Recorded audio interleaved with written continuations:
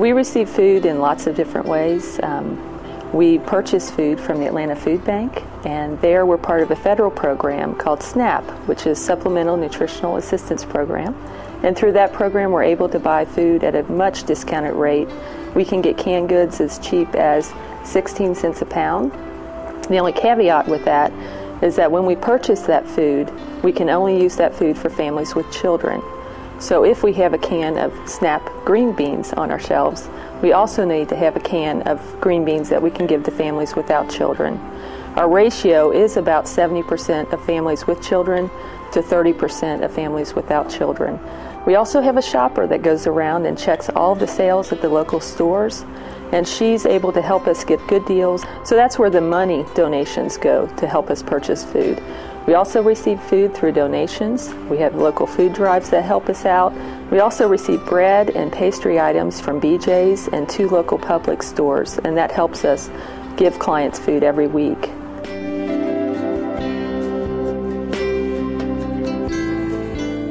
We begin with the pantry itself. The pantry is a small closet at the end of the hall, and it literally only holds enough food for about 50 bags that we can pack at a time.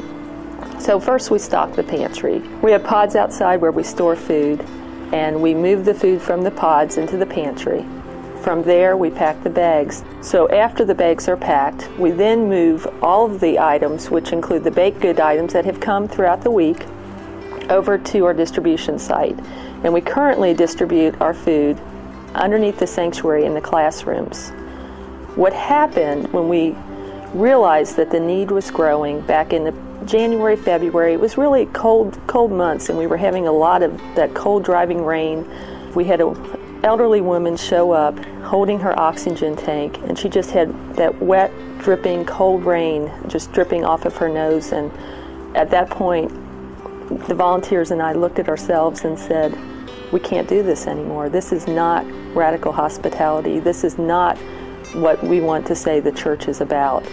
So at that point, we looked around at all the options, and the only way we could distribute the food in another location was to bring in a crew on Tuesday night, 8:45 p.m., and we load all of the bags, we load all of the pastries and bread, and we move it to the other side, and we unload it.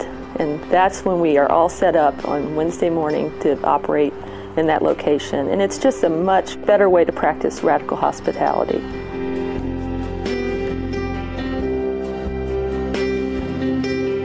We serve anyone who comes to us asking for food. There's no qualifications. We do have to fill out paperwork for the Atlanta Food Bank so that we can keep our partnership with them. But we simply ask names, addresses, how many people are in their household, and the ages of those people. That need has increased dramatically in just the last 6 to 8 months. This time last year, we were serving about 200 families a month, and we're going into the last Wednesday of this month, and we're sitting at 490 so far. So we will definitely top the 500 number.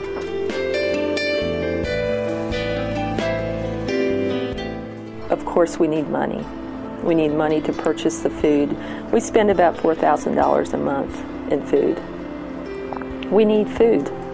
You know, you can bring in canned goods, peanut butter, spaghetti sauce, things that will help sustain a family, and you can bring yourself.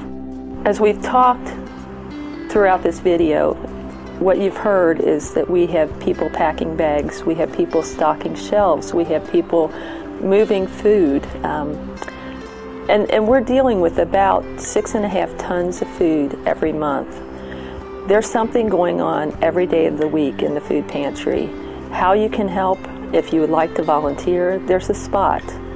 If you can move food, we welcome you. If you could drive a truck to Atlanta to pick up food from the Atlanta Food Bank, we welcome you.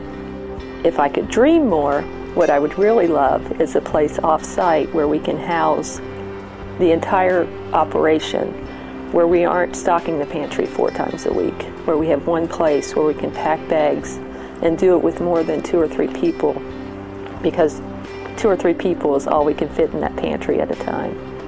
So, can I dream that big?